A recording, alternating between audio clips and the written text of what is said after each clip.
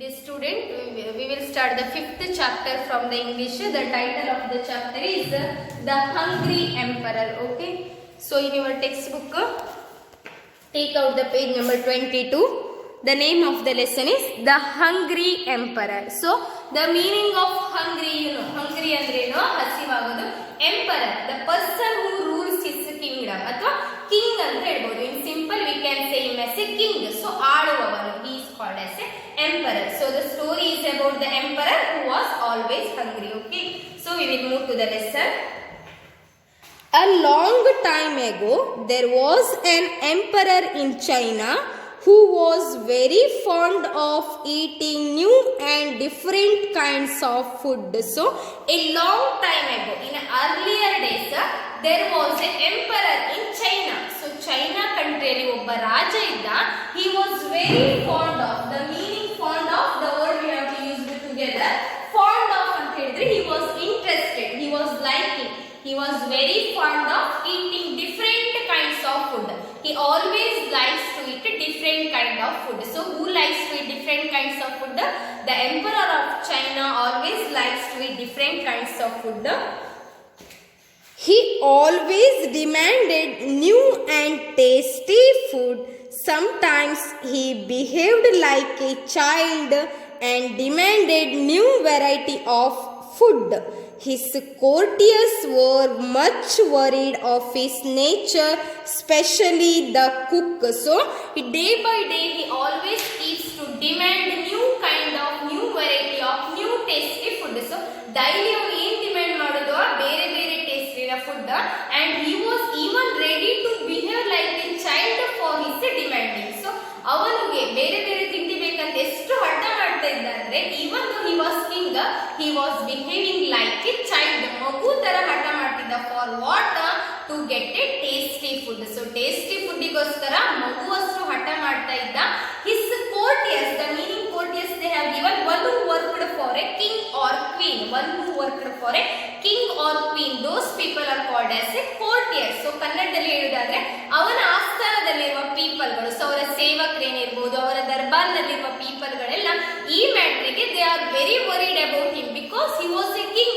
Still he was behaving like a child for his food ಅಲ್ಲ.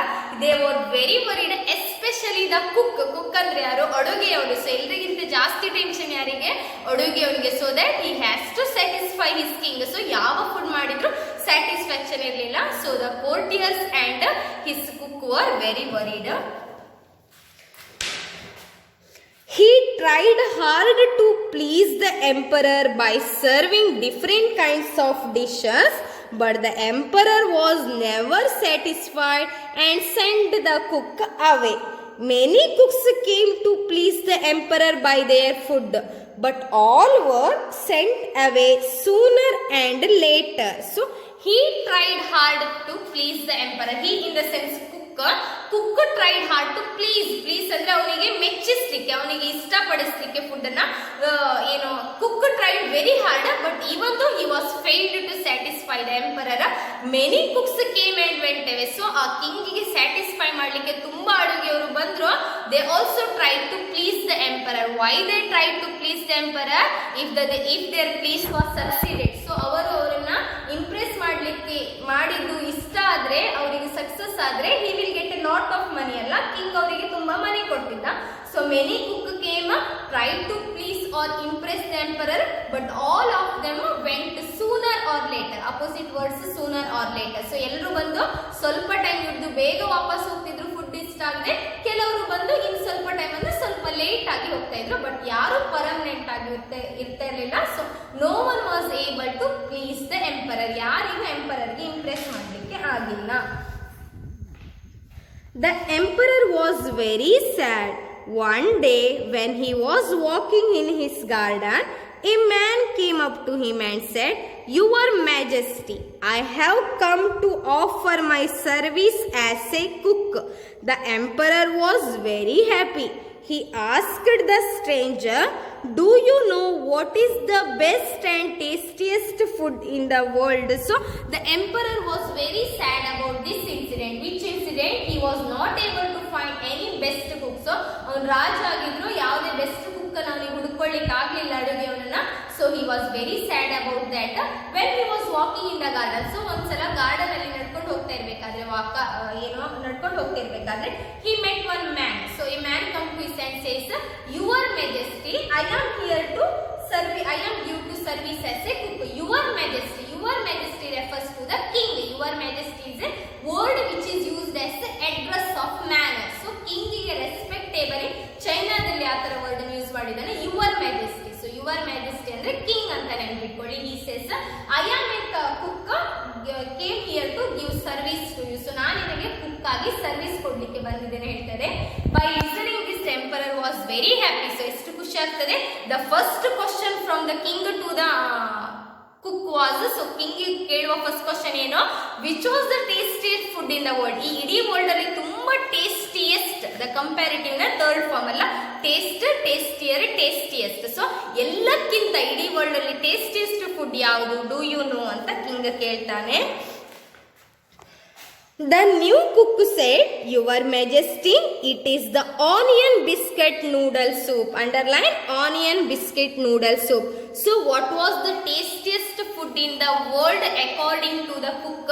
The tastiest food in the world according to the cook is the onion biscuit noodle soup. So adu ಆ ಫುಡ್ಡಿನ ಹೆಸರು. Next, the emperor was surprised as he had never heard such type of dish. He said, I wonder what it tastes like. Make it for me today and I shall see if I agree with you or not. So by listening that name of the food, ಆ food ನ name ಕೇಳಿ the emperor was very surprised. He says, I never heard such kind of food. So ನಾನು ಇಲ್ಲಿವರೆಗೆ ಆ ತರ ಫುಡ್ಡಿನ ಹೆಸರನ್ನೇ ಕೇಳಿಲ್ಲ. Do one thing for me. ಒಂದು ಕೆಲಸ ಮಾಡು, cook it today. So ಇವತ್ತು ನನಗೆ ಎಷ್ಟು ಅರ್ಜೆನ್ಸಿ ನೋಡಿ, he is very fond of eating ಅಲ್ವಾ, ಅದಕ್ಕೆ ಹೇಳ್ತಾರೆ cook it for me today. So ಅದು ನನಗೆ ಇವತ್ತು ಮಾಡು, then I will decide you will be live here or not, if I agree with you or not. ಆಮೇಲೆ ನಿನ್ನ ಫುಡ್ ಅನ್ನ ಟೇಸ್ಟ್ ಮಾಡಿ ನಾನು ಹೇಳ್ತೇನೆ. ಸೊ ನೀನು ಇಲ್ಲಿ ಇರಬಹುದಾ, you can able to cook for me ಅಥವಾ ಇಲ್ವಾ ಅಂತ ಆಮೇಲೆ ಡಿಸೈಡ್ ಮಾಡಿ ಹೇಳ್ತೇನೆ ಅಂತ ಕಿಂಗ್ ಹೇಳ್ತಾರೆ. The new cook's name was N. Underline the word N. So ಆ ಕುಕ್ಕಿನ ಹೆಸರೇನು, N. He was very wise, so he made the soup tasteless. So the N, the name of the cook was N. He was very intelligent. So ಅವನು ತುಂಬಾ intelligent, ಹಾಗಾಗಿ ಅವನು soup, ಆ dishes ಏನಿದೆ, ಆ food ಏನಿದೆ ಅದನ್ನ ಟೇಸ್ಟ್ಲೆಸ್ ಆಗಿ ಮಾಡ್ತಾನೆ. ಸೊ ಟೇಸ್ಟ್ಲೆಸ್, ಟೇಸ್ಟ್ಫುಲ್ ಅಂದ್ರೆ ಟೇಸ್ಟ್ ಇರುವುದು, ಟೇಸ್ಟ್ಲೆಸ್ ಅಂದ್ರೆ ಟೇಸ್ಟ್ ಇಲ್ಲದಿರುವುದು, ಆ ತರ ಮಾಡ್ತಾನೆ. The emperor had the soup but said nothing. N pretended not to understand. He politely said, I hope your majesty knows that everyone had different tastes. What I like may not be what you like. See, the emperor had that soup. So emperor, king ಆ soup ಅನ್ನ taste ಮಾಡ್ತಾನೆ, ಆ tasteless ಇರುವ soup ಅನ್ನ taste ಮಾಡ್ತಾನೆ. The N pretended not to understand. So N, ಕುಕ್ಕಿಗೆ ಗೊತ್ತುಂಟು ಅದು tasteless ಅಂತ, ಆದ್ರೂ pretended ಅಂದ್ರೆ ನಾಟಕ ಮಾಡೋದು, ಏನಂತ, didn't understand anything. ಸೊ ಏನು ಅರ್ಥ ಆಗದಿರುವಾಗ ನಾಟಕ ಮಾಡ್ತಾನೆ. ಆಮೇಲೆ politely said, so nicely in a soft manner ಅಲ್ಲಿ ಹೇಳ್ತಾನೆ ಕಿಂಗ್ಗೆ, your majesty. ಸೊ ಕಿಂಗ್ ಅಂತ ಕರೆದು ಹೇಳ್ತಾನೆ, I think everyone had different taste in this world. So ಎಲ್ರಿಗೂ ಬೇರೆ ಬೇರೆ ಟೇಸ್ಟ್ ಇರ್ತದೆ ವರ್ಲ್ಡ್ ಅಲ್ಲಿ. What I like may not be liked by you. So ನನಗೇನು ಇಷ್ಟ ಅದು ಬೇರೆಯವರಿಗೆ ಇಷ್ಟ ಆಗದೇ ಇರ್ಬೋದು ಅಂತ ಎಲ್ಲ ಹೇಳೋದು. ಸೊ ಅವನಿಗೆ ಗೊತ್ತುಂಟು ತಾನು ಮಾಡಿದ ಫುಡ್ ಟೇಸ್ಟ್ಲೆಸ್ ಅಂತ, ಆದ್ರೂ ಕಿಂಗ್ ಎದುರಿಗೆ ಅರ್ಥ ಆಗದಿರೋ ತರ ಬೇಕಂತ ಹೇಳ್ತಾನೆ, ನಾನು ಮಾಡಿದ ಫುಡ್ ಅಲ್ಲಿ ಮಿಸ್ಟೇಕ್ ಇಲ್ಲ, ನನಗಿಷ್ಟ ಆಗಿದ್ದು ನಿನಗೆ ಬೇರೆಯವರಿಗೆ ಇಷ್ಟ ಆಗದೇ ಇರಬಹುದು ಫುಡ್ ಇಷ್ಟೇ ಅಂತ ಹೇಳ್ತಾನೆ. The emperor was angry. So full ಸಿಟ್ ಬರುತ್ತೆ ಎಂಪರರಿಗೆ. He said, I do not care about other people. Tell me, what is the best food for an emperor? So ನೀನೇನ್ ಅಂತ ಹೇಳಿದೆ, ಸೊ ಎಲ್ರಿಗೆ ಇಷ್ಟ ಆಗೋದು ಒಬ್ರಿಗೆ ಇಷ್ಟ ಆಗ್ಬೇಕಂತ ಇಲ್ಲ ಅಂತ ಹೇಳಿದೆ. I don't care about any other people. So ನನಗೆ ಬೇರೆ ಯಾರಿಗೂ ಇಷ್ಟ ಆಗಿದೆಯಾ, ಬೇರೆಯವರಿಗೆ ಇಷ್ಟ ಆಗುದಿಲ್ವ, ಅದು ನನಗೆ ಬೇಕಾಗಿಲ್ಲ. I don't bother or I don't care about other people. Just tell me, for me as a king, emperorಗೆ which is the best food. ನನಗೆ ಅಷ್ಟು ಹೇಳಿದ್ರೆ ಸಾಕು, ನಾನು ಕಿಂಗ್, ಸೊ ನನಗೆ ಯಾವ್ದು ಬೆಸ್ಟ್ ಫುಡ್ ಅಂತ ಹೇಳು, ಸೊ ಬೇರೆ ಪೀಪಲ್ ಆಗತ್ತೆ ಇಲ್ಲ ಅಂತ ಹೇಳ್ತಾನೆ. N said, the best food is hunger, your majesty. Underline hunger. but it cannot be cooked in the palace. Palace andre aramane. So the emperor asks which is the best food in the world. Emperor keltare yavude best food. So the second answer given by the N was the best food in this world is hunger. So best food ಯಾವುದು world ಅಲ್ಲಿ? ಹಂಗರ್, ಹಸಿವು ಅನ್ನೋದು best food that we can not be cooked in the palace. ಆದ್ರೆ ಆ food ಅನ್ನ ನಾವು palace ಅರಮನೆಯಲ್ಲಿ ಅಡುಗೆ ಮಾಡಲಿಕ್ಕೆ ಆಗುವುದಿಲ್ಲ ಅಂತ ಹೇಳ್ತಾನೆ. The emperor was ready to go anywhere to sample hunger.